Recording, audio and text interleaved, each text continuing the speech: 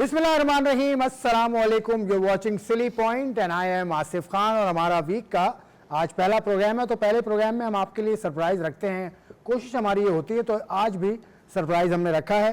सबसे पहले तो हम बात करेंगे यकीनन पाकिस्तान और जनूबी अफ्रीका का जो टेस्ट मैच जारी है दूसरा, उसमें क्या पोजीशन है पाकिस्तान की, क्या सूरत हाल है, क्या हो सकता है, उस पर हम बात करेंगे। उसके अलावा इंडिया ऑस्ट्रेलिया का टेस्ट मैच खत्म हुआ, सीरीज़ खत्म हुई और इंडिया पर जितनी ज़्यादा इस वक्त उनके क्रिटिसिज्म कर रहा है उनका अपना मीडिया, उस पर हम ज़रूर बात करेंगे। विराट कोहली या रोहित शर्मा, इनके ऊपर बहुत ज़्यादा बात हो रही है, उस पर हम बात करेंगे। Saim Ayub met an injury और वो बाहर हो चुके हैं इस सीरीज़ से, और इसके अलावा भी आगे भी उनका क्या मामला होगा। उनको पाकिस्तान क्रिकेट बोर्ड अपने खर्चे पर इंग्लैंड भेज रहा है और वहाँ पर उनकी जो भी रिहैब होगा, जो भी उनकी ऑपरेशन का सिलसिला होगा, उस पर हम बात करेंगे। सबसे पहले मेहमानों का तारुफ आपसे करा दूंगा। एक तो मेरा साथी है, मेरा भाई है तनवीर अहमद, मेरे साथ हर रोज़ की तरह आज ही मौजूद हैं। अस्सलाम वालेकुम। वालेकुम सलाम। कैसे हैं भाई? अल्लाह का शुक्र, आप ठीक हैं? बिल्कुल खैरियत। पहला दिन है ना आज वीक का, तो मैं तो ठीक हूँ। अच्छी बात है, ठीक ही होना चाहिए। चले जी। आप दूसरे दिन थोड़ा दूसरे दिन कुछ ऐसा मामला आ जाता है ना कि मैं डाउन हो जाता हूँ। क्यों? मैं तो कह रहा हूँ दूसरे दिन फिर भी सही रहता है। इब्तिदा हमेशा अच्छी होनी चाहिए। अच्छा, उसके बाद भी पेस को रखना चाहिए।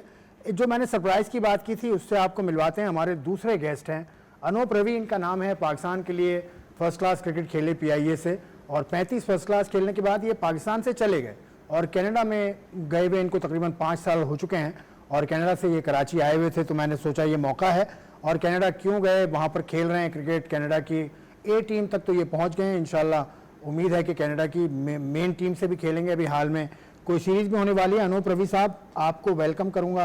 अस्सलाम वालेकुम। वालेकुम अस्सलाम। Thank you so much. ठीक है जी, बहुत बहुत शुक्रिया, आपने मुझे इस शो में बुलाया और इस शो का पार्ट बनाया। Thank you so much. बड़ा बड़ा आपका शुक्रिया कि आपने वक्त निकाला। आप बड़े मसरूफ़ हैं, आप कनाडा से भी आए हैं और आपको हाल ही में वापस भी जाना है। तो अनूप रवि साहब, आपसे तो शुरू मैं करूँगा, लेकिन थोड़ा सा ज़रा मैच का अहवाल हम ले लें।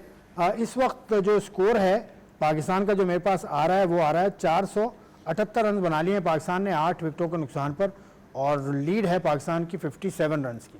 तो अभी 2 विकेटें बाकी हैं, कल का पूरा दिन बाकी है। किस तरह मैच जाता हुआ लग रहा है आपको तनवीर इस वक्त? देखिए 194 पे जब टीम आउट हुई पहली इनिंग में, तो उससे तो आइडिया हो गया था कि ये पाकिस्तान जो है मैच नहीं जीत सकता, क्योंकि 615 रन उन्होंने किए हुए। लेकिन हाँ, ये ज़रूर मैं बोल सकता हूँ, इस इनिंग में जो पाकिस्तान के बैट्समैनों ने बैटिंग की है ना, आई थिंक मतलब जितनी तारीफ़ की जाए कम है। क्योंकि एक टीम 194 पे आउट हुई, तो उसके बाद उम्मीद नहीं थी कि लीड भी ले लेगी। तकरीबन 421 रन पीछे था पाकिस्तान। तो अभी आप जिस तरह बता रहे हैं 40-45 रन की उन्होंने 57 रन की उन्होंने लीड ले ली। तो इसकी सिर्फ एक ही रीज़न थी, जो ओपनिंग पार्टनरशिप हुई बाबर आजम की और शान मसूद की 200 रन की, वो बहुत बड़ा रीज़न था। क्योंकि ये ऐसी पिच थी, क्योंकि इस ग्राउंड में मैं भी खेल चुका हूँ, आपके भाई ने भी बैटिंग में 44 रन किए हैं अगेंस्ट जैक कैलिस। चलो ये आसान पिच है, अगेंस्ट तनवीर ने 44 रन किए इस पिच पे भाई। अगर आसान पिच है तो जैक कैलिस, फेलेंडर, मॉर्कर, डेल स्टेन, ये थे चारों। आसान पिच है तो फिर इनके खिलाफ भी आसान रन नहीं है करना ना। तो ये जो पिच है ना, ये कहना ये चाह रहे हैं कि आज से इनको ऑलराउंडर लिखा जाए। नहीं, सही है भाई, ऑलराउंडर लिखें। अच्छा, ऑलराउंडर मैं बहुत अच्छा था, मुझे प्री प्लान प्रॉपर तरीके से मुझे जाया किया गया जानबूझ के कि ये किसी तरीके से कुछ ना बन जाए। क्योंकि मेरे पाकिस्तान टीम में भी अच्छी 34 की मेरी बैटिंग की एवरेज, 50, 44, 25, 30 रन किए हैं। खैर वो छोड़ दें उसको, छोड़ दिया। तो ये जो पिच है ये ऐसी है कि इसमें सिर्फ आपने नया बॉल किल करना है। चलें यार, पिच साइड की तरफ चलते हैं। हमारा पहला सेगमेंट है, उसमें इस बात को हम मजीद आगे बढ़ाएंगे। Let's go to the pitch side.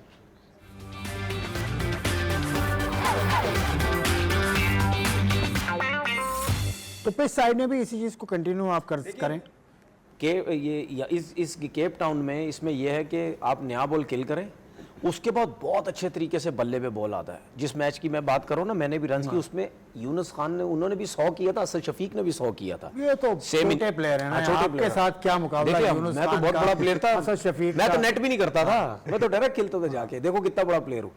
तो बात ये है कि जो बैटिंग बाबर आजम और शान मसूद ने की है, देखिए शान मसूद के ऊपर ही बहुत बड़ा प्रेशर था कि ये रन नहीं कर रहा, कैप्टन है, 30 की बैटिंग की एवरेज, उसने इतनी आला बैटिंग की, plus Babar Azam. I think मैं जितना खुश हुआ हूँ हो सकता है आप भी उतने ज़्यादा खुश हों कि उसकी फॉर्म वापस आई। कहाँ पे फॉर्म वापस आई? पाकिस्तान, साउथ अफ्रीका में फॉर्म वापस आई। 2 ODIs के अंदर फिर कंटिन्यू उन्होंने 3 इनिंग्स के अंदर 350 किए। कल की जो इनिंग थी इनकी, जो 81 रन्स की, मैं ये समझ रहा था कि ये भी गया 100 हो गया पक्का, और कल ये दोनों आएंगे और बहुत ज़बरदस्त इन्होंने खैर बैटिंग करनी है, लेकिन वो आउट हो उनकी बैड लक। हमारे लिए, पूरे पाकिस्तान के लिए, या जो बाबर को लाइक करते हैं उन सब के लिए ये खुशी की बात है कि उसकी फॉर्म जो है वो वापस आई। तो उन दो की, और ये भी आप देखें कि जितने भी लोग बाबर के अगेंस्ट जाते हैं ना, वो अल्लाह ताला ने एज ओपनर भी उसको इज्जत दे दी कि पार्टनरशिप जो है पाकिस्तान की हिस्ट्री में इतनी ज्यादा अच्छा, बड़ी कुछ भी नहीं हुई। इस हवाले से उसमें भी बाबर आजम, बाबर आजम कल प्रेस कॉन्फ्रेंस करने भी आए थे और उनसे ये सवाल भी हुआ था कि किस नंबर पर आप बैटिंग कंफर्टेबल होते हैं, तो उसने कहा जो नंबर पाकिस्तान को मदद दे सके उसके लिए वो आ सकते हैं। तो बाबर आजम की प्रेस कॉन्फ्रेंस भी है, अगर वो क्यों है तो बाबर आजम की अच्छा, प्रेस कॉन्फ्रेंस आप चला दें। पहले प्रेस कॉन्फ्रेंस बाबर आजम की, 2 सवाल हैं छोटे छोटे, उनके जवाब हैं। और बिल्कुल उस टाइम पे काफ़ी कुछ सीखा। जब आपके पास जो आप करना चाह रहे थे वो हो नहीं रहा था, और जो आप लोग एक्सपेक्ट कर रहे थे वो चीज़ें हो नहीं रही थी। तो उसमें सिर्फ अपने आप को ये मैसेज था कि काम रहो, और जो मेरी एबिलिटी है, जो मैं अपना हार्ड वर्क करता हूँ उस पर बिलीव रखता हूँ, और जस्ट एंजॉय माई सेल्फ। और उसमें ये था कि थोड़ा सा पिच पे टाइम गुजारना बहुत ज़रूरी था, और वो अल्हम्दुलिल्लाह हुआ। Very disappointment both inning because I start well but not finish well, because if you settle you must be going bigger, so that's why I'm a bit upset. That time I just see, I think 15 minutes left, but you at that time I just see the ball, but unfortunately as a batsman you take lot of mistakes. तो इस वक्त Pakistan south Africa match की update भी है। 478 run पर पाकिस्तान की पूरी team out हो चुकी है दूसरी इनिंग में। तो अब लीड है 57 रन की जो पाकिस्तान ने हासिल की है। अब इनिंग का ब्रेक है, साउथ अफ्रीका बैटिंग करेगा और इस लीड को हासिल करने की कोशिश करेगा। अनूप रवि, आपकी तरफ आता हूँ। बाबर आजम को अभी आपने सुना, बाबर आजम के साथ आप खेले भी हैं अंडर 19 का वर्ल्ड कप 2010 में, ये आपके साथ ही थे। तो एज अ प्लेयर ये ग्रूम हुए हैं या क्या इनमें तब्दीली आपने देखी? बाबर के साथ मेरे 2 टूर हैं। एक हम पहले गए 2009 में जिम्बाब्वे, तो उसके बाद श्रीलंका गई टीम, फिर उसके बाद हम वर्ल्ड कप खेलने गए 2010 में। सो काफ़ी टाइम गुजारा है बाबर के साथ मैंने। स्टार्टिंग में उस टाइम हम लोग तो ऑलमोस्ट 18 ईयर्स थे, बाबर उसमें 16-17 साल का था। तो बाबर उस टाइम आ रहा था अंडर 19 के बैच में। तो एक तरह से एनसीए ने एक अंडर 16 टीम बनाई थी जिसमें बाबर को इन्होंने इंजेक्ट किया था, क्योंकि बाबर ने अंडर 16 में बड़े रन बनाए। तो उसके बाद बाबर को कैंप में ला के हमारे साथ ट्रायल्स दिलाए जो टूर जिम्बाब्वे जा रहा था। वहाँ से बाबर हमारे साथ इंजेक्ट हुआ। तो बाबर शुरू से ही बहुत हार्ड वर्किंग प्लेयर है। उसने कभी भी हमने उसको ऐसा नहीं देखा कि वो रिलैक्स है।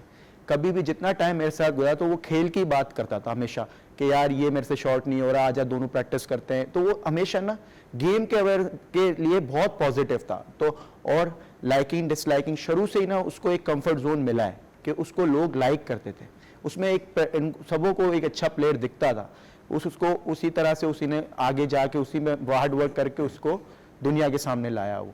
ठीक है तनवीर साहब, 478 रन, अब पाकिस्तान को बचाने हैं 57 रन और आज का दिन भी बाकी है थोड़ा सा, और कल का पूरा टेस्ट मैच तो ये तो मैंने जैसा पहले बोला है वो तो हमें पता था हार जाएगा, लेकिन मैं ये दाद देता हूँ कि 57 रन की लीड दी है पाकिस्तान ने। 421 रन पीछे था उसके 194 आउट होने के बाद। तो मतलब यानी इससे बड़ी जीत क्या हो सकती है। और जिसकी जितनी कोशिश थी, जितनी ज़्यादा एफर्ट कर सकता था उसने की। मतलब शान ने बहुत अच्छी बैटिंग की, बाबर ने बहुत अच्छी की, रिजवान ने बहुत अच्छी की, सलमान ने बहुत अच्छी की, सऊद शकील आई थिंक बेहतर हो सकते थे और वो थोड़ा जल्दी उन्होंने किया पहली इनिंग में भी। तो आई थिंक मैं समझता हूँ कि बहुत अच्छी परफॉर्मेंस रही बैटिंग की वजह से। वरना जिस तरह हमारी टीम के ऊपर प्रेशर था, हमें तो ये लग रहा था कि 200-250 पे दोबारा टीम आउट हो जाएगी। कम से कम उन्होंने साउथ अफ्रीका की जो बॉलिंग साइड है उसको ज़रा उन्होंने ठीक ठाक ग्राउंड में रखा। फील्डिंग उनका पता चली। एक टाइम पे ऐसे क्लियर नज़र आ रहा था कि वो थके में ऐसे लगता है, उनका दिल नहीं कर रहा, क्योंकि इस कंडीशंस के अंदर आपके फास्ट बॉलर आदी ही नहीं होते इतनी लंबी फील्डिंग करने के। वो तो कहते हैं कि जी 80 ओवर के अंदर सेकंड न्यू बॉल आने की जरूरत ही नहीं, उसके अंदर पूरी टीम आउट करो। तो उनको बीच में उनको टाइम दिया ठीक ठाक।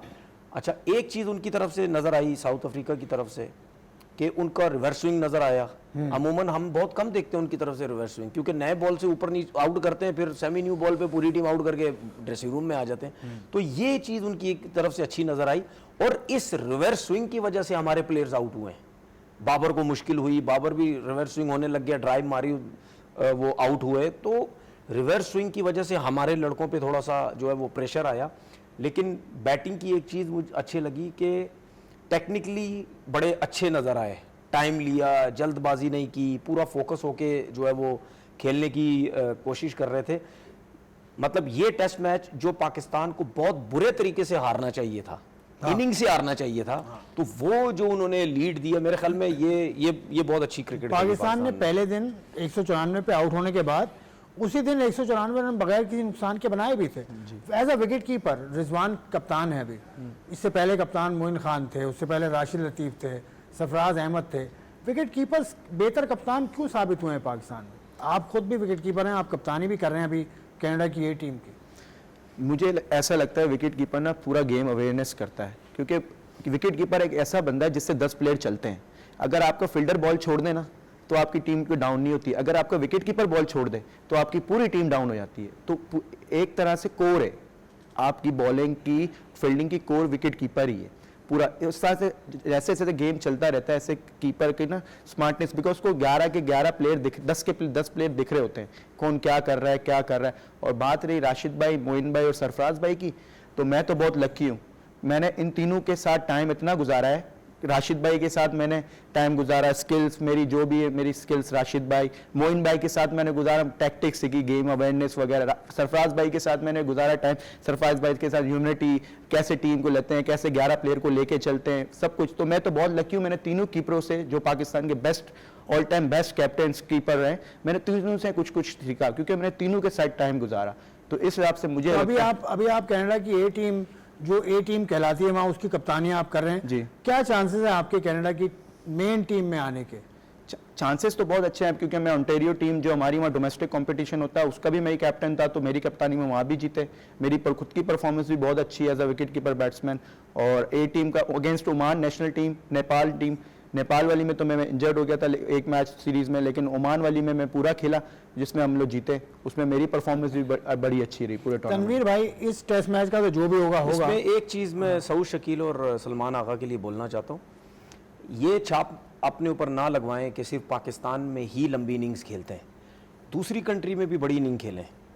पाकिस्तान में तो क्योंकि ये दोनों स्पिनर्स भी बहुत अच्छा खेलते हैं, स्पिनर पे ये होता है कि यहाँ पे अगर बॉल ब्रेक भी बहुत ज़्यादा होता है, लेकिन पिच पे हिट होने के बाद उस पेस से आपके पास आता नहीं, स्लो आता है, मैनेज करते हैं, थोड़ा लो होके खेलते हैं। तो जो स्पिनर पे अच्छा है वो पाकिस्तान में तो खेल जाता है। और अगर फास्ट बॉलर भी ऐसे हैं, उनको भी पाकिस्तान की पिचेस पे इतनी सपोर्ट मिलती नहीं है, तो ये लड़के यहाँ पे बड़े बड़े रन्स करते हैं। लेकिन मैं ये समझता हूँ कि इन दोनों को बाहर की कंडीशंस में भी बड़े रन्स करने चाहिए। ठीक है। इसका मतलब ये है कि कहीं फास्ट बॉलर्स की कई अच्छी बॉलिंग पिचेस आती हैं, वहां पे कहीं ना कहीं टेक्निक जो है इनकी हमें नजर आती है कि वीक है। साइम अयूब पे बात करते हैं। साइम अयूब कैसा प्रोस्पेक्ट है उसके बारे में क्या बात करूं, लेकिन अनफॉर्चुनेट रहा वो जख्मी हो गया। देखिए वो उसकी बैड लग रही, आमिर जमाल ने डाइव मार के बाउंड्री रोकी, वो बॉल को पिक करने जा रहा था, जिसकी वजह से उसका पाँव थोड़ा सा स्किट हुआ और उसके एंकल पे लोड आ गया। वो आई थिंक उसकी बैड लगती, कहीं मुझे लगता है नज़र ही लग गई है उसको, जिस तरीके से वो बैटिंग कर रहा था। और ऐसी पिच के ऊपर जहाँ पे मतलब यानी रिकिल्टन जिसने 250 रन की इनिंग खेली है और बबूमा ने 100 किया, फिर विरीनी उनका जो विकेट कीपर उसने 100 किया, हमारी तरफ से शान मसूद ने 100 किया, बाबर ने 80 ठीक है, बाबर ने 81 किया। एक सवाल है, टेक्निकल सवाल है, जो सोशल मीडिया पर एक साहब ने पूछा, आलिया रशीद साहबा जो हमारी एग्जीक्यूटिव डायरेक्टर हैं, उनको टैग भी किया उसने, शोएब अख्तर साहब को भी टैग किया।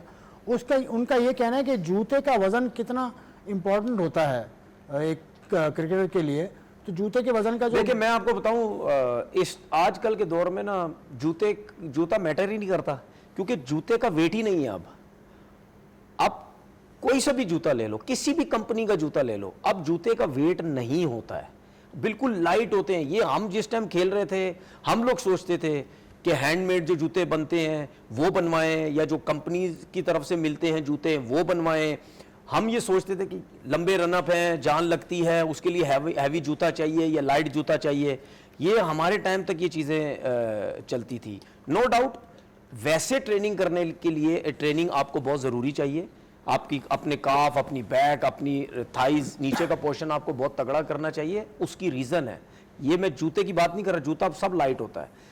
उसकी रीज़न ये है कि जब आप इस किस्म की स्लाइड वगैरह मारते हैं ना, ये कहीं आपका पाँव स्किट होता है, स्लिप होने के चांसेस होते हैं, तो अगर आपके मसल ज़रा स्ट्रांग है ना, तो फिर जॉइंट्स पे लोड कम जाता है, फिर वो मसल्स आपके कवर कर लेते हैं। अगर आपके जिम विम तगड़े हो तो वो चीज़ तो मिसिंग है हमारे लड़कों में, ठीक है ना, वो चीज़ मिसिंग आपको क्लियर नजर आता है। ऑस्ट्रेलियन खड़े हुए हो, साउथ अफ्रीकन खड़े हुए हो, न्यूजीलैंडर खड़े हुए हो, इंग्लैंड खड़े हो, एक साइड पे इंडिया के प्लेयर्स हो, बांग्लादेश के हो, श्रीलंका के हो, पाकिस्तान के हो, ठीक है, ह्यूज डिफरेंस तो है, हमेशा से बहुत फर्क है। हमेशा से वेस्ट इंडीज के प्लेयर्स क्या की बात आप कर रहे हैं, वेस्ट इंडीज के प्लेयर्स की आप फिटनेस देख लें, नहीं तो आप नहीं वो उस जमाने के हाँ, नहीं, उस जमाने उनकी के। फिटनेस तो देखो कैसे, एक तो वैसे ही नेचुरल थे, उसके बाद हमारे दौर में हमारे फास्ट बॉलर जो खेलते थे पाकिस्तान टीम से, उनकी फिटनेस लेवल तो देखो क्या कुछ थी। तो मुझे ऐसा लगता है कि हम लोग शायद अपनी फिटनेस पे उस तरीके से काम नहीं करते जो कि हमें करना भी चाहिए। आप साउथ अफ्रीकन के बैट्समैनों को देख लो, ठीक है, ऐसे वो क्या बोलते हैं, वो डोले नजर आते हैं, डंट नजर आते हैं, शोल्डर देखो कॉलर खड़े हुए, विंग्स उनके नजर आते हैं, टांगे जो हैं वो अलहदा फील हो रही होती हैं ट्राउजर्स के अंदर, तो मतलब एक फील आती है, वेन्स यहाँ से नजर आ रही होती हैं। तो ये सब आपका जिम, तगड़ी ट्रेनिंग, ये सब इन चीजों की वजह से होती है। हम इस तरफ जाते ही नहीं, क्योंकि मुझे ऐसा लगता है, मैं बहुत से अपने प्लेयर से सुनता भी हूँ, ओ जी जिम नहीं करना चाहिए, ओ जी फास्ट बॉलर का हाथ नहीं फिरेगा, वो चेस्ट निकल आएगा ज्यादा करोगे हाथ नहीं घूमेगा, विंग्स निकल आएगा हाथ नहीं घूमेगा, हैवी नहीं करना, लंबी लंबी बॉलिंग करो। भाई बॉलिंग जो है बहुत जरूरी है, इसमें कोई वो नहीं है, आप बॉलिंग करें, बॉलिंग के अपने मसल्स होते हैं, लेकिन ग्राउंड में खड़े होने का क्या करेंगे, वो जो लंबी लंबी बॉलिंग करेंगे, 20-20 ओवर का जो स्पेल करेंगे, तो उसको क्या करेंगे, वो स्टेमिना कहां से लेके आएंगे, मसल जरूरी है, सही है, ठीक है, लेकिन एक फिटनेस भी होती है, उसमें हम लोग बहुत ज्यादा पीछे हैं। चलो अनूप रवि, आप क्योंकि क्रिकेट इतनी ज़्यादा पाकिस्तान की फॉलो नहीं भी कर रहे हैं क्योंकि आप कनाडा में होते हैं, लेकिन दूसरी चीज़ें आप फॉलो कर रहे होंगे। बहुत ज़्यादा बात हम सुनते हैं, आप हिंदू कम्युनिटी से हैं तो आपको शायद पाकिस्तान में प्रॉब्लम हुई, तो आपने जब शुरू की क्रिकेट अपनी, तो कहीं रुकावट डाली किसी ने कि यार ये हिंदू है, इसके साथ ना खेलो? नहीं, मेरे करियर में तो ऐसा नहीं हुआ कभी, क्योंकि मैं देखें, दो तरह की बात हो सकती है, एक होती है लाइकिंग डिसलाइकिंग, वो एक डिफरेंट है, वो हर जगह होती है, वो हर जगह तो हर फील्ड में, लेकिन उसके थ्रू हम अगर रिलीजन कार्ड प्ले करें तो वो तो मैं नहीं समझता ऐसा है, क्योंकि मैं जब स्टार्ट की कराची से खेला अंडर 19, कराची के बाद मैं सीधा गया PIA में जैसे ही गया वहाँ मैं गया तो उस टाइम शोएब मोहम्मद, मोइन भाई, ये हमारे सारे कोचेस थे, गुलाम अली, महमूद भाई, जान निसार खान, शुएब खान, हर तरह का बंदा था उसमें, पठान, माजर, सब थे। तो और मैं हिंदू था, मेरे को तो मेरे डिपार्टमेंट से कभी ऐसा नहीं हुआ, कभी ऐसा नहीं, जो मेरे दोस्त थे सब साथ बैठ के खाना खाते थे, सब कुछ, तो मेरे को तो कोई गिला नहीं है इस चीज़ का, कोई शिकायत भी करता है, मुझे कोई शिकायत नहीं है। क्रिकेटर है आप ही की बरादरी से, वो तो शिकायत करता है, वो कनाडा में या अमेरिका में बैठकर बहुत, देखें हर बंदे का अपना प्रोसेस, वो उनका सोच है, वो उनका मुंह है, वो क्या बोलते हैं उनकी मर्जी। अब मेरे साथ जो नहीं हुआ मैं कैसे बोल दूं कि ये हुआ। और पहली बात है, जितनी क्रिकेट में खेला, थोड़ी खेला, कम खेला, अच्छी खेला, पाकिस्तान के लिए खेला, मैं अपने मुल्क को कैसे बुरा कह दूं? मेरी माँ बाप यहाँ पैदा हुए, मैं यहाँ पैदा हुआ, मैं अपनी कंट्री को बुरा कैसे कह दूं? आज मैं कनाडा भी खेल रहा हूँ तो लोग मुझे क्यों जानते हैं, ओ पाकिस्तान का फर्स्ट क्लास प्लेयर, ओ पाकिस्तान अंडर 19 खेला हुआ, ओ ये तो पाकिस्तान में खेला हुआ है, उससे मुझे मिलती है ना शोहरत कनाडा में, वरना तो मेरे को तो कोई नहीं जानता। 10,000 लोग घूम रहे हैं, अनूप रवि, उसमें मैं भी हो सकता था, लेकिन मेरे मुल्क से लोग मुझे जानते हैं और I am proud to be a Pakistani. Thank you very much sir, आपने ये मैसेज दिया। ये मैसेज है किसी के लिए जो इस वक्त अमेरिका में होते हैं और वो पाकिस्तान के बारे में बहुत बातें बोल रहे हैं। पाकिस्तान से 61 टेस्ट मैचेस खेले हो, दानिश कनेरिया की बात मैं कर रहा हूँ, सब जानते हैं लेक्समैन, और सब ये भी जानते हैं कि क्यों वो क्रिकेट से बाहर हैं, 2009 से बाहर हैं, आज से नहीं। 2009 में एक ऐसा उनसे काम हो गया था, इंग्लिश काउंटी में प्रो 40 का मैच हो रहा था, उसमें उन्होंने उन पे इल्ज़ाम भी लगाया इंग्लिश क्रिकेट बोर्ड ने। Pakistan cricket board has nothing to do with Danish Kaneria, कुछ भी ऐसा नहीं है कि पाकिस्तान क्रिकेट बोर्ड ने उनको पीछे कर दिया। उन पे इल्ज़ाम इंग्लिश क्रिकेट बोर्ड ने लगाया, उन पे केस इंग्लिश क्रिकेट बोर्ड ने चलाया, उन्होंने अपील जो की वो भी इंग्लिश क्रिकेट बोर्ड के सामने वो हारे। मरवन वेस्टफील्ड उस प्लेयर का नाम था जिसको उन्होंने समझाया बुझाया और उनको मैच फिक्स या स्पॉट फिक्स करने का उनके ऊपर इल्ज़ाम लगाया। ये सारी कहानी है। तो इस हवाले से अनूप रवि ने बहुत अच्छा किया कि इस चीज़ को क्लियर कर दिया। तनवीर से तो मैं बात करूँगा, जो क्रिकेट मैच चल रहा है उसमें जो पॉजिटिव्स हैं तनवीर, पाकिस्तान मतलब ऐसा लग रहा है कि हार जाएगा अगर कल मौसम ऐसा ना रहे, कुछ भी हो सकता है, लेकिन ये कि पाकिस्तान के टाइम है मैच, हाँ पॉजिटिव है। अब मैं मैच कल का दिन है पूरा, तो आज ही शायद खत्म हो जाए। पॉजिटिव्स तो है ना इसमें, क्या पॉजिटिव्स तो है ना। बैटिंग पाकिस्तान ने दूसरी इनिंग में तो मैं संभाल पहले के बात की। कर चुका हूं। फिर बॉलिंग में पाकिस्तान देखिए, इतने जो रन दिए उसमें बॉलिंग में पाकिस्तान को क्या ऐसा था जो करना चाहिए था? क्योंकि आपने कहा कि रिवर्स स्विंग साउथ अफ्रीका को मिली, पाकिस्तान को क्यों नहीं मिली? देखिए, जिस तरह अगर मैं अब्बास से स्टार्ट करूं, अब्बास का तो हमें पता है ना, उसका पेस इतना ही है। चाहे वो सेंचुरियन की पिच पे खेले, चाहे जोहान्सबर्ग में खेले, चाहे वो केप टाउन में खेले, जैसी पिच भी उसके सामने आएगी वो उसी हिसाब से बॉलिंग करेगा, और उसने अपने हिसाब से बॉलिंग की, इसमें कोई वो दो राय नहीं। लेकिन मेरा सवाल ये है कि खुरम शहजाद 135 प्लस जाते हैं, ठीक है, उनकी बॉलिंग मुझे समझ नहीं आई। उनके एक चीज़ में उनमें नोट कर रहा था कि जब रनअप में वो भागते हैं, जैसे ही अंपायर के पास पहुंचते हैं, उनका जो वो पीछे से वो फोर्स लेके आ रहे होते हैं, वो वहाँ पे स्लो हो जाते हैं। अब क्यों स्लो होते हैं वहाँ पे? एक ही पेस से वो जाते नहीं है। रीज़न ये हो सकती है कि वो ये समझते हैं कि शायद लंबी बॉलिंग करनी है, रनअप पीछे से तेज़ लेके आओ, आके सिर्फ अपनी बॉडी मारो, शोल्डर मारो, जोर लगाने की जरूरत नहीं है। ये ना मुझे उसको कमर का प्रॉब्लम, उनको I think rib injury injury उनको हुई भी है, वो उस वजह से वो डर रहे हैं।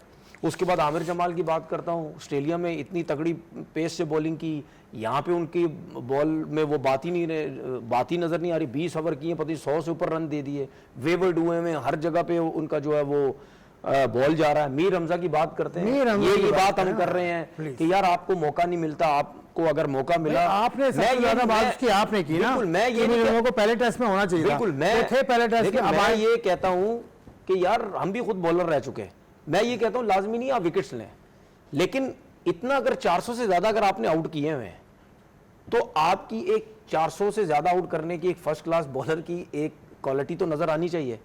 एक जगह पे बॉल कर रहा है, एक एरिया पैक करके बॉल कर रहा है। अगर कप्तान को नहीं पता चल रहा तो फिर आपने इतना एक्सपीरियंस तो किस चीज का लिया? मीर हमजा ने आपको मायूस किया, तनवीर अहमद, मुझे उसकी बॉलिंग का मजा नहीं आया। मैं ये नहीं कहता कि 5-5 आउट कर रहे हैं, लेकिन एक चैनल पे तो बॉल करो। हमें भी पता है कि फ्लैट पिच हो चुकी है, यहाँ पे रन्स बनते जा रहे हैं, हर जगह पे चौके आप खा रहे हैं। आमिर जमाल भी ये सब कुछ कर रहा है, खुरम शहजाद वो उस पेस से गेंद ही नहीं कर रहा है। तो मैंने अपनी, जहाँ मैं सोशल मीडिया बात करता हूँ, वहाँ मैंने एक चीज़ बोली, मैंने बोला मुझे ऐसा लगता है कि पाकिस्तान की क्रिकेट में फास्ट बॉलर्स की जो वो है ना क्वालिटी जो है, या फास्ट बॉलर जो आया करते थे, लगता है वो ख़त्म हो गया, मुझे ऐसा लगता है। क्योंकि मुझे नहीं लग रहा कि पाकिस्तान की टेस्ट क्रिकेट के अंदर कोई ऐसे फास्ट बॉलर अब मुझे नजर आते हैं कि अगर आप बोले कि जी तगड़े बाउंसर, तेज बॉलिंग, रिवर्स स्विंग, घूरी डालो, चौका भी लग रहा है, जाओ उसको आंखें दिखाओ ना, एग्रेशन नजर आता है, मतलब यानी कोई चीज ही नहीं है। कल का बताया था कायदम ट्रॉफी का जो फाइनल हुआ उसमें पेशावर की टीम के बाद न्याज बड़ा अच्छा तेज बॉलर राइट आर्म, और जो सियालकोट के पास था अली रजा, दोनों डोमेस्टिक का भी इस पे हम कल बात करेंगे, डोमेस्टिक फाइनल को हम कल कवर करेंगे, कुछ प्लेयर से बात भी करूंगा आपसे। आपने तो डोमेस्टिक क्रिकेट छोड़े हुए आपको जमाना हो गया, ये जो ये बात कह रहे हैं कि फास्ट बॉलर डोमेस्टिक में नहीं आ रहा, मतलब ये पुराना किस्सा है या अभी शुरू हुआ है? नहीं, बॉलर्स तो हमेशा से थे, लेकिन देखें ना कैसे, वही तनवीर भाई की बात है सारी के, कैसे बॉलर अपने आप को इन्हांस करते हैं, कैसे अपने आप को सेल्फ अवेयरनेस बहुत ज़रूरी है। अब मीर हमजा है, काफ़ी सीजन से खेल रहा है, उसको पता होना चाहिए कि कैसे अभी फ्लो रन बन रहे, तो कैसे मैं अपने आप को कंटेन करके थोड़ा अपना स्पेल बनाऊं, बॉल जाने लगे, मेरे को इतना आइडिया तो हो जाना चाहिए। आप पाकिस्तान टीम में चले गए, आप कोई डोमेस्टिक मैच तो खेल नहीं रहे, पाकिस्तान टीम में तो वही जाता है ना जो रगड़ा खाता है। पहली बात है ना, अब जो टीम में जा रहे हैं ना, उन्होंने खेले 10 मैच, वो फर्स्ट क्लास की टीम में आए थे। अब मैंने 35 मैच खेले ना, मुझे 10 साल लगे सर 35 मैच खेलने में, मेरे पास 10 साल का एक्सपीरियंस आया तो 35 मैच हुए। अब मेरे पास एक्सपीरियंस तीन फर्स्ट क्लास गेम का है, मैं पाकिस्तान के लिए टेस्ट मैच खेल रहा हूँ, तो आप मुझसे क्या एक्सपेक्ट करेंगे? एक बंदे को आदत ही नहीं है 90 ओवर्स के अगले खेल, जैसे यार अभी ये सारे के सारे क्रिकेटर एक जैसी बात क्यों करते देखिए हैं यार? इसमें ये बहुत अच्छी ये बात है। तनवीर ने नहीं, ये मेरी बात से बहुत तनवीर भाई एक हाँ, मिनट, तनवीर भाई, तनवीर भाई एक मिनट। अब देखिए तनवीर भाई ने एक बॉलर है, ये तनवीर भाई है, ये बात करते हैं, इनकी बातें ना मैं बिल्कुल ये फैक्ट पे बात करते हैं, किसको अच्छी लगे ना लगे, लेकिन ये फैक्ट बात करते हैं। अब एक ये बॉलर है, इनको पता है 20 ओवर आज मैंने किए ना, कल मेरी बॉलिंग क्या होगी, मेरी बॉडी कैसे होगी। अब मैं कीपर हूं, मुझे पता है 1.5 दिन पिद्दी करने के बाद मेरे को कल मैं बैटिंग पे जाऊंगा तो मेरी बॉडी क्या होगी। आजकल कोर्सेज बनाए हुए, 7 दिन में आप क्या सिखा देंगे यार बंदे को। हम लोग कोई टीचर थोड़ी है, हम क्रिकेटर्स हैं। तनवीर भाई के साथ मैं एग्री करता हूँ। इसमें एक सवाल इनसे अब करता हूं मैं। हाँ। मैंने जो जिम की बात की थी ना, ना, अभी ऑस्ट्रेलिया टीम आखिरी टूर किया पाकिस्तान। हाँ। जी। जब नेशनल स्टेडियम से आप नीचे उतरते देखा इस दोनों सीढ़ियों के बीच में पूरा जिम का सामान रखा हुआ था। बिल्कुल रखा हुआ है। क्यों रखा हुआ था? वो पागल है, पागल है वो। नहीं वो तो जिम करते हैं, अब वो तो सुने- जब ब्रेक होती है ना, जब अब ब्रेक सुने- होती है तो उसमें भी जिम कर रहे सर, होते हैं, मैं- ग्राउंड में लेकर ये आते हैं। बात जरूरी है ये सर। जो हाँ, इसने- strength training। ये जो इसने बात की है ना, अगर 15-20 ओवर का स्पेल कर दिया, हाँ। ठीक है, दिन खत्म हो गया भाई, आपके मसल्स जो बॉलिंग मसल्स है एक हद तक चलते हैं। उसके बाद अगले दिन आके या तीसरा स्पेल या चौथा स्पेल जब आपने करना होता है, जान मारनी होती है मुस्तकिल हर स्पेल के अंदर, वो आपको जो आपने जिम वर्क तगड़ा किया हुआ होता है ना, वो मसल्स जो तगड़े होते हैं उसमें जो जान होती है वो आपको जो है वो लेके चलते हैं। मैं एक और चीज बताता हूं आपको, ये अभी जब डेब्यू हुआ था ना मेरा, चले, पूरी तनवीर- टीम जो दिन जब वो मैच खत्म हुआ ना, पूरी टीम होटल में चली गई थी, मैंने जाके जिम किया था। इसी तरह न्यूजीलैंड में मैंने सब प्लेयरों को देखा, इतने हैवी वेट्स उठा रहे, और हमारे लोगों को असल में इन चीजों का आइडिया नहीं है, पता नहीं सीखे में नहीं है या ट्रेनर को ठीक पता है, नहीं है किसी चीज ठीक का। है। वो इस कहते हैं बात जी पे- हैवी हो जाते हैं, ना बॉलिंग होगी ना इस बैटिंग बात होगी। पर एक ब्रेक बनता है, ब्रेक लूंगा, क्योंकि तनवीर ने बहुत उम्दा मौजूद छेड़ दिया है कि gym training is modern day need. तो उस पर बहुत सारी टीम्स ये कर रही हैं काम। पाकिस्तान इसमें क्यों पीछे है, इस पर बात करेंगे। अनूप रवि मेरे साथ हैं, तनवीर अहमद मेरे साथ हैं। Take a break.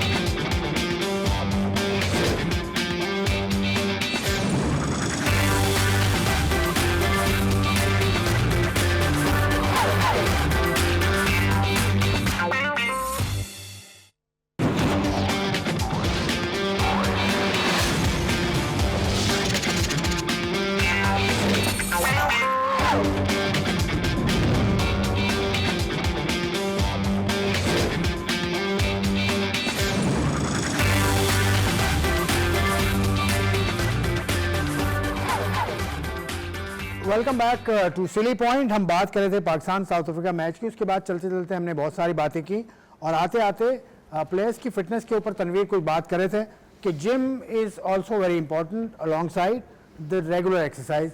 ये इस पर वैसे राय बटी हुई है, बहुत सारे बड़े प्लेयर्स को मैंने कहते सुना है कि जिम सही नहीं है। गलत है, गलत है, टोटल रॉन्ग है ये। जो बड़ा प्लेयर भी कह रहा है गलत रॉन्ग, गलत बात है, क्योंकि वो जिन बड़े प्लेयर्स की आप बात कर रहे हैं ना, वो मुझे ही पता है कौन कौन ये बातें करते रहे।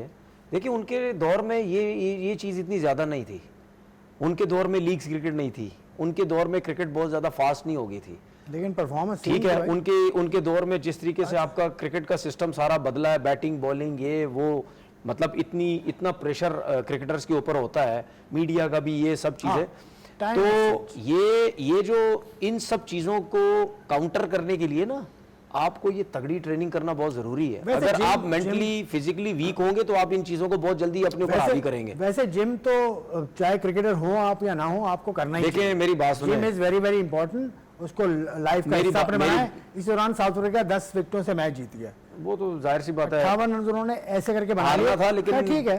साउथ तो- Africa have one the series 2-0, पहले भी जीत चुका था, वो पहला टेस्ट मैच भी जीता था साउथ अफ्रीका। तो ये पाकिस्तान के लिए मतलब हार पे खत्म हुई, लेकिन इस टेस्ट मैच से पाकिस्तान ने यकीनन कुछ ना कुछ हासिल किया देखिए होगा। इस बड़ी परफॉर्मेंस इस पूरी सीरीज में एक चीज मैंने नोट कर ली है, बैटिंग का तो चले हमें पता है कहीं ना कहीं प्रॉब्लम्स होते हैं, ठीक है, लेकिन मैंने एक चीज देखी, पाकिस्तान में हम फास्ट बॉलर खिलाते हैं अपनी कंडीशन में, वहाँ हमारे फास्ट बॉलर कुछ नहीं नज़र आते अपनी कंडीशन में। अगर बाहर की कंडीशन में खिलाते हैं यहाँ भी कुछ नज़र नहीं आते, सिवाय अब्बास के जो उसने लास्ट मैच में जो 6 आउट किए थे, अगर वो भी नहीं करता तो वो तो फिर बहुत जल्दी रन बना के वो भी लेकिन चले आप जाते। तो खिलाफ थे अब्बास के पहले टेस्ट मैच से नहीं, यार। मैं कब खिलाफ था? हाँ हाँ, आपने बोला है कि उमीर हमजा को होना चाहिए था पहले नहीं, टेस्ट में। आप अभी भी मेरा वो क्लिप निकाल नहीं, के मैं देख क्लिप लें। निकाल दूंगा, अभी निकाल अभी लें। निकाल सकते हैं मैं क्लिप। आपको अभी भी कह रहा हूँ। अभी आपने अब्बास के खिलाफ थे सर कि अब्बास की जगह मीर हमजा को होना चाहिए। वर्डिंग सुने, मेरी में। वर्डिंग क्या थी? मैं तो कह रहा हूँ अभी बैठे बैठे निकलवा दें क्लिप। मैंने क्या बोला था? बैठे निकाल दें, मैंने क्या बोला? निकाल दें या जी, कल चला बिल्कुल जी, देंगे। कल चला दें, कल चला देंगे। कल मैं अपनी बात पे कायम रहता हूँ। सुने, मैंने ये बोला था कि एक प्लेयर 3 साल बाद वापस आ रहा है, आप अगर उसको फौरन से खिला रहे हैं तो फिर आपने मीर हमजा के साथ ज्यादती की, ठीक है। लेकिन अगर आपने उसको खिलाना है, इतने टाइम बाद लेके आए हैं, तो फिर मीर हमजा को आपको खिलाना चाहिए था, जिसकी वजह से मैंने बोला नसीम शाह को आपको ड्रॉप करना चाहिए तो फिर आप मीर हमजा को खिलाते। ये सब बातें बोली थी, ये क्लिप निकाल ठीक है। दूसरी बात ये, आपने जो जिम की बात की, इस टाइम दुनिया का जितना भी स्पोर्ट्समैन है ना, हर बंदा जिम करता है। हाँ, जिम इज हर बंदा। मुझे 2024 चल रहा है, आप जिम करते हैं तो अल्लाह का शुक्र है। क्यों करते हैं? अल्लाह- अब तो मैं बताता हूँ, मैं बताता हूँ। मैं 47 का हो गया हूँ, ठीक है। 3 साल से 47 बता रहे हैं। 47 का हो गया हूँ। अब मेरी रनिंग बहुत है, कभी 8 किलोमीटर भागता हूँ, कभी 7 किलोमीटर भागता हूँ, कभी बहुत अच्छा मूड हो रहा होता है तो 10 किलोमीटर भाग लेता हूँ। अब इस एज में अगर मैं डेली रनिंग कर रहा हूँ और इतनी इतनी कर रहा हूँ, ठीक है, तो वो जो मसल्स मेरे इस एज में गिर रहे हैं उस पर रिकवरी कैसे आएगी? मुझे ये तो बता दो। जिम वेट ट्रेनिंग, ठीक है, मैं कम से कम 1 से 1.5 घंटा मैं जिम करता हूं। जिम में तगड़ा जिम करता हूं, अपने मसल्स को तगड़ा रखता हूं, जिसकी वजह से इस एज में जाके मैं इतनी लंबी लंबी रनिंग करता हूं। वो भाई जिम बहुत जरूरी है, जिम बहुत जरूरी है, बहुत जरूरी है। आप तो अभी यंग हैं, 32 साल आपकी उम्र है, तो आपके वहां पर क्या किस किस्म की फिटनेस रूटीन होती है कनाडा में? किस तरफ लेके जाता है आपको कोच? आप खुद भी क्वालिफाइड कोच हैं भाई? जी। कितने लेवल किए हैं? मैंने लेवल 3 किया गैरी क्रिस्टन कोच ईडी से। तो वो बेसिकली गैरी क्रिस्टन, राहुल डेविड, डर्मन लेमन वगैरह ये सारे ऑनलाइन आपको क्लासेस वगैरह देते हैं। बेसिकली मैंने लेवल 1 किया था। वो गैरी क्रिस्टन इनको क्लासेस दे रहे हैं। सुने, गैरी मेरा कहना, मेरे पता क्या बोलना है, मैंने गैरी क्रिस्टन की कहां पे कोचिंग की है? उनका इंस्टीट्यूट है कोई? जी, ठीक है। ऑनलाइन कोचिंग उन्होंने दौरान पाकिस्तान की, ठीक है, और कोचिंग कर रहे थे उस वक्त की, और यहाँ से उनको कोचिंग से फारिग कर दिया। नहीं, उनको कोचिंग से इसीलिए फारिग किया गया कि वो अपने प्राइवेट जो जिम्मेदारी थी उनको वो पूरा जिस तरीके से फारिग किया गया उसको जैसे लेकिन जो भी है वो दुनिया का बहुत बड़ा कोच है। उसने इंडिया को वर्ल्ड कप वगैरह जो उसकी परफॉर्मेंस, उसकी कोचिंग परफॉर्मेंस पे हम क्या बात करें, वो तो अच्छा कोच है। लेकिन जहाँ तक बात रही ना मेरी अपनी, तो मैं वहाँ एक क्रिकेट एकेडमी है कोचिंग, AB वॉरियर्स, मैं उसमें काम करता हूँ और उसके डायरेक्टर हैं अरमिंदर बिंडर साहब, उसके साथ मैं लगा हुआ हूँ। बाकी मैंने कोचिंग कोर्स किए। बाकी यार आपकी जिम की तो जाहिर सी बात है, हर स्पोर्ट्समैन को जिम की जरूरत है। ठीक है, हर स्पोर्ट्समैन को जिम की, हर स्पोर्ट्समैन को नहीं, हर इंसान को मैं समझता हूँ जिम की जरूरत है। अच्छा, ये आखिरी जाते ये जो कुछ प्लेयरों का आपने बोला ना कि हमारे कुछ पुराने प्लेयर कहते हैं कि जिम की जरूरत नहीं है, अभी वो सारे 50 से ऊपर टापे जिम करते नहीं करते है? जिम करते नहीं करते? अब let's go to issue of the day.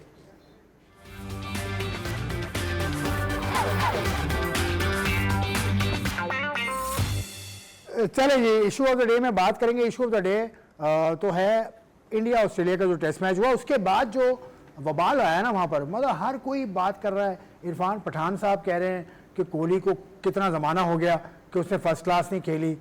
Sunil Gavaskar साहब कुछ और बात कर रहे हैं और रोहित शर्मा साहब कुछ और बात कर रहे हैं। ये क्या हार उनसे बर्दाश्त नहीं हुई है? अचानक तितर बितर हो गए सारे। देखिए, इसका जो रीज़न जो मुझे सबसे बड़ा नज़र आता है ना, वो है गौतम गंभीर। क्यों? उससे पहले ये नहीं थी चीज़ें इनके ड्रेसिंग रूम के अंदर।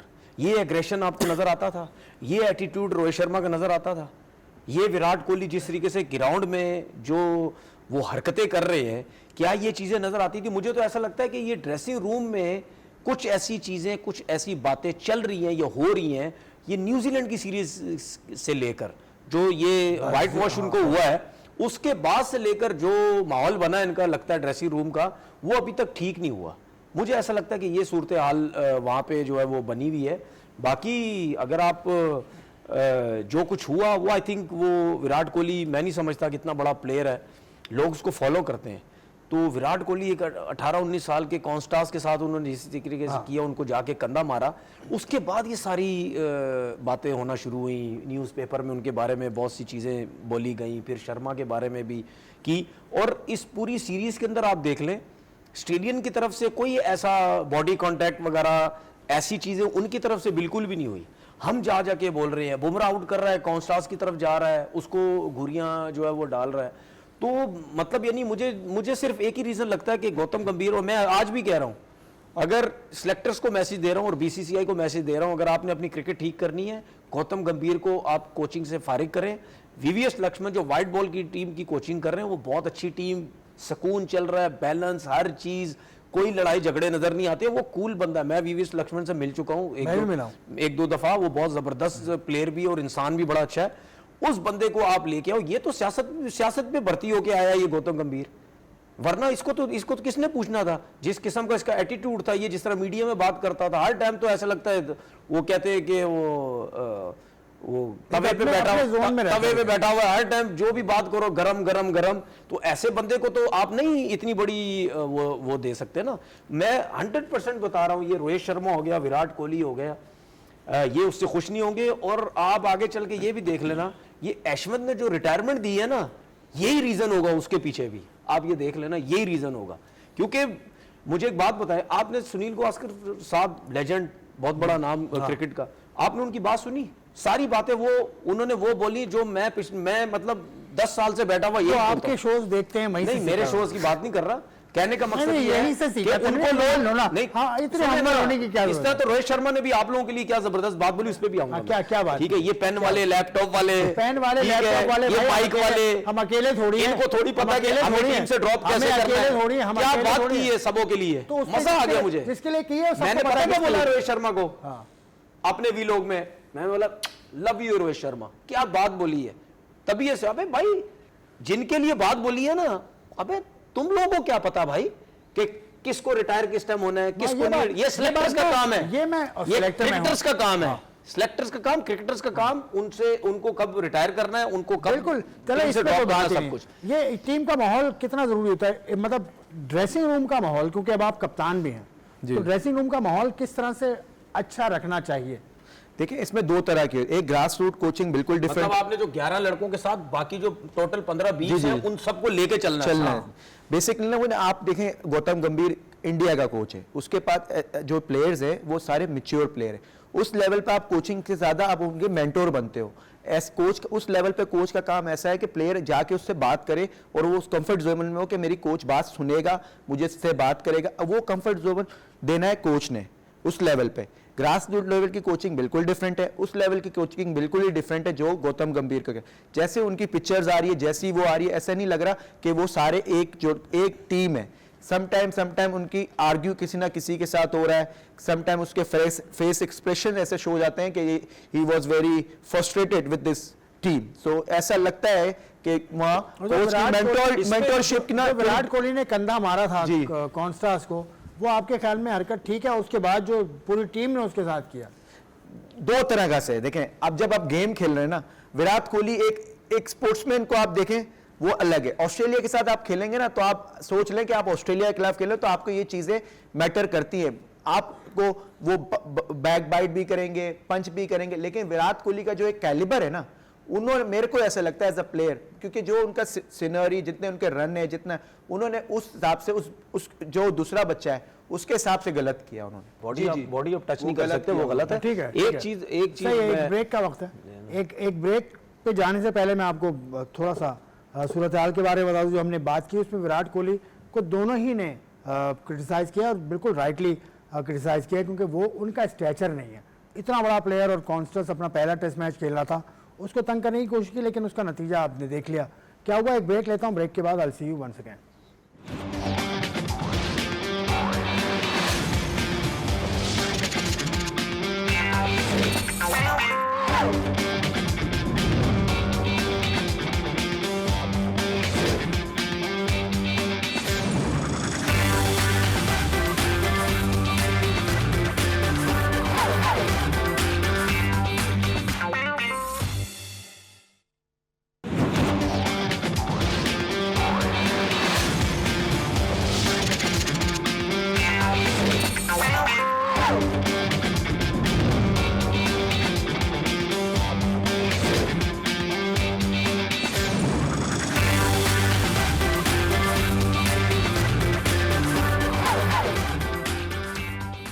Welcome back to silly point. हम बात कर रहे थे बॉर्डर गावस्कर ट्रॉफी जो ऑस्ट्रेलिया ने जीत ली, और ऑस्ट्रेलिया ने बहुत कुछ सहा इस मैच के अंदर, इस सीरीज के अंदर, लेकिन उन्होंने एक ही मर्तबा ना सारी कसर निकाल दी। जब ये वक्त आया कि बॉर्डर गावस्कर ट्रॉफी दी जाए पैट कमिंस को, तो उन्होंने गावस्कर साहब को नहीं पूछा, देखिए सिर्फ बॉर्डर साहब आए। मेरे ख्याल में आना चाहिए था, उनको भी बुलाना भी चाहिए था। देखिए मैं एक चीज़ बोलना चाहता हूँ इंडिया मीडिया से, आप क्यों इतना खिलाफ हैं अपनी टीम के? 17 दफ़ा बॉर्डर गावस्कर जो है सीरीज हो चुकी है, जिसमें से 10 दफ़ा इंडिया जीता है, 6 दफ़ा ऑस्ट्रेलिया जीता है, 1 दफ़ा ड्रॉ हुआ है। और आखिरी 4-5 सीरीज आप देखें, ये जो हारे इससे पहले 4 जो सीरीज है, 2 इंडिया ने जीती, इंडिया में 2 जीती ऑस्ट्रेलिया में। तो यार किस चीज़ का रोना धोना लगाया हुआ है? कभी तो टीम हारेगी ना, या नहीं हारेगी। उसके बाद ये इरफान पठान ने विराट कोहली के बारे में कुछ बातें की। ओ भाई मेरे फर्स्ट क्लास नहीं खेला, भाई मेरे फर्स्ट क्लास को छोड़ो, मैं आपको बताता हूँ, इतने बड़े प्लेयर के लिए ना कुछ तरीका होता है कोई बात करने का। भाई आप इतने बड़े प्लेयर को ऐसे वहां ग्राउंड में खड़े होके माइक उठा के ये नहीं बोल सकते इसको टीम में नहीं होना चाहिए, इसको अब कर दो, ये सीनियर्स को फारिग कर दो, सीनियर। ओ भाई मेरे तरीके से वर्डिंग एक बड़ी डिफरेंट होती है। दूसरी बात ये, मैं हमेशा आपसे क्या बात करता हूँ कि जो बड़े प्लेयर होते हैं ना भाई, उनकी रिस्पेक्ट बहुत होती है। उनको अगर आपने माइक लेके टीम से बाहर भी करना है ना, तो उनके लिए वर्डिंग एक तरीके की बड़ी सेंसिबल वर्डिंग होनी चाहिए कि अगर विराट कोहली को आपने बाहर करना है या रोहित शर्मा के बारे में आप जो बातें कर रहे हैं। उसके बाद सुनील गावस्कर साहब ने एक और बात बोली, वो भी मुझे बड़ी पसंद आई। हमेशा बोलता हूँ मैं बात कि यार ये जो कोचिंग स्टाफ है इसको क्यों कोई नहीं पूछता। हमारा भी पाकिस्तान का भी कोचिंग स्टाफ पतली गली से निकल जाता है जब कोई इवेंट हारता है, ठीक है, सारे मलबे प्लेयरों पे डाल के खुद साइड पे हो जाते हैं। भाई मेरे लाखों रुपए ले रहे हो सारे, तो क्या कोचिंग स्टाफ के से कोई नहीं पूछेगा? अगर गौतम गंभीर अपनी पूरी टीम लेके आया हुआ है तो उससे कोई नहीं पूछेगा क्या सिर्फ आपकी टीम क्या विराट कोहली की वजह से आ रही है, क्या आपकी टीम के शर्मा की वजह से आ रही है, या हमारी टीम के रिजवान की वजह से आती है, या हमारी टीम शान मसूद या बाबर जो और सीनियर प्लेयर शाहीन हो गया या और हो गए, क्या इनकी वजह से सिर्फ आती है? ये जो पूरा प्लान बना के देते हैं, ये पूरी दूसरी टीम 11 लोगों की कोचिंग स्टाफ में रखी हुई है, क्या इनसे कोई पूछने वाला नहीं है? तो ये सब बातें हैं जिसकी वजह से आपकी टीम बर्बाद होती है। इसीलिए मैं कहता हूं गौतम गंभीर भी होगा जिसकी वजह से इनकी टीम जो है बर्बाद होगी। गौतम गंभीर जाने, इंडिया क्रिकेट टीम जाने, और रोहित शर्मा ने एक बड़ी जबरदस्त बात बोली कि भाई मैं अभी रिटायरमेंट नहीं दे रहा, मेरी फॉर्म नहीं है, ठीक है, हो सकता आगे 3-4 महीने ऐसे मेरे गुजरे, बड़ी अच्छी जो है वो फॉर्म आ जाए। उसने मैसेज बहुत अच्छा दे दिया है कि जिन्होंने क्रिकेट नहीं खेली उनको नहीं पता है कि मैं या कोई भी प्लेयर उसको बाहर करते हैं। सिर्फ आप लोगों का काम ये है कि यार ये अच्छा नहीं खेला, ये क्यों अच्छा नहीं खेला। चला ये बहुत तनवीर की तकरीर बहुत लंबी हो गई, टेक्निकल चीज को काटता हूं मैं, और टेक्निकल से बात करने जाएंगे इनके पास कोई जवाब ही नहीं होगा।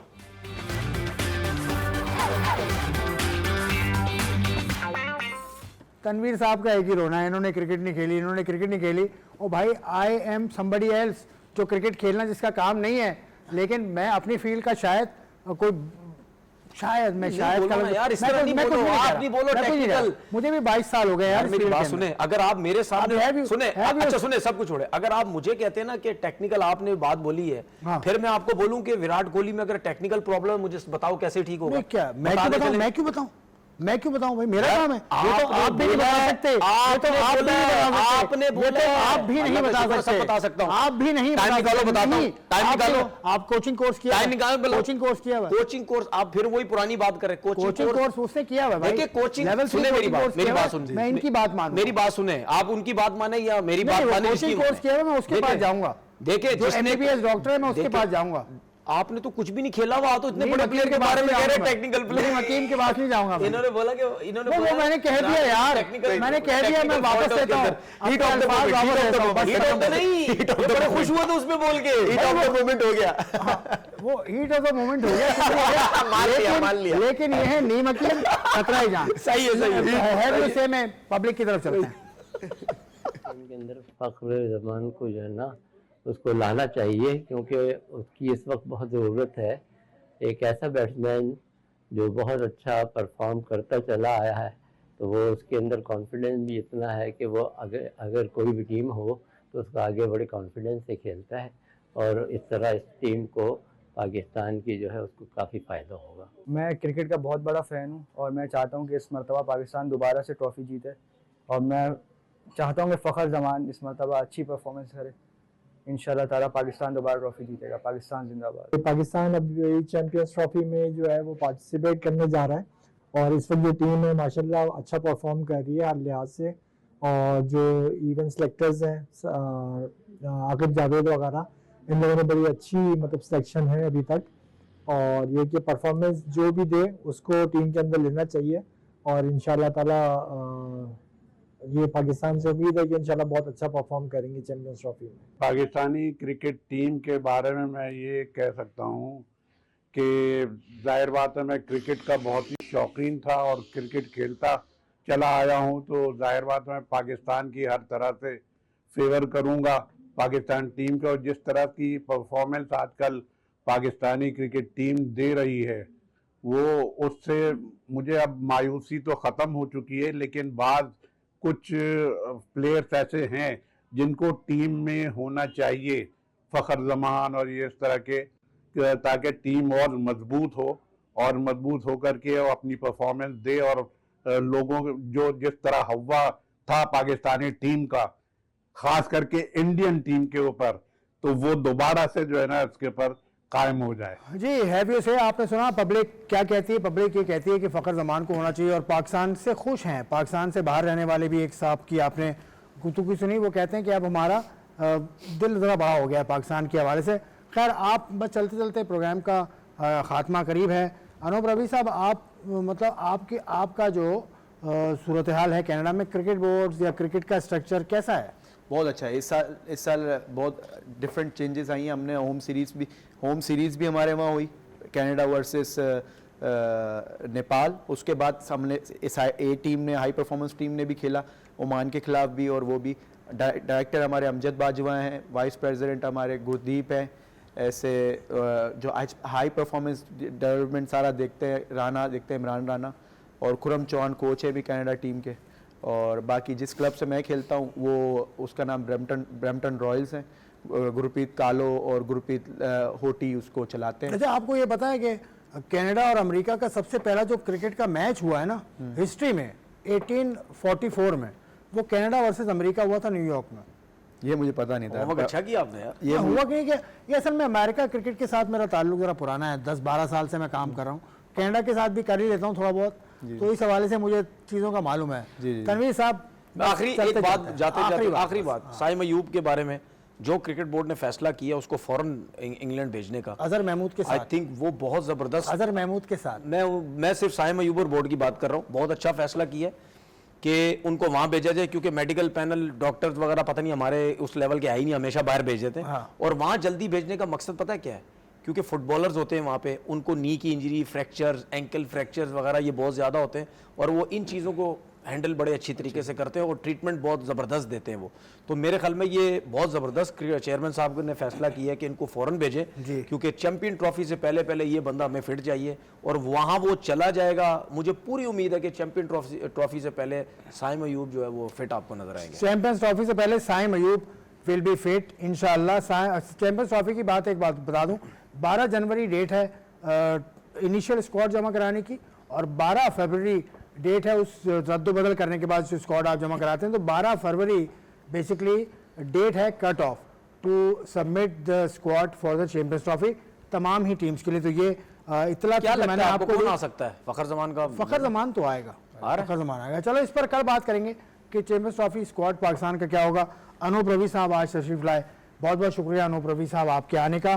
तनवीर साहब का हस्बे मामूल बहुत शुक्रिया, आप आज भी बड़े अच्छे लिबास में जेबतन होके, और मुझे जैकेट पहनाने वाला तनवीर है। मेरी बात चलें, आज इनका थैंक यू क्यों करूं? 3 दिन मैंने इनको देखना है और इनसे गपशप करनी है और बातें सुननी है, इनकी बातें सुननी है, बातें करवा लो बस इससे।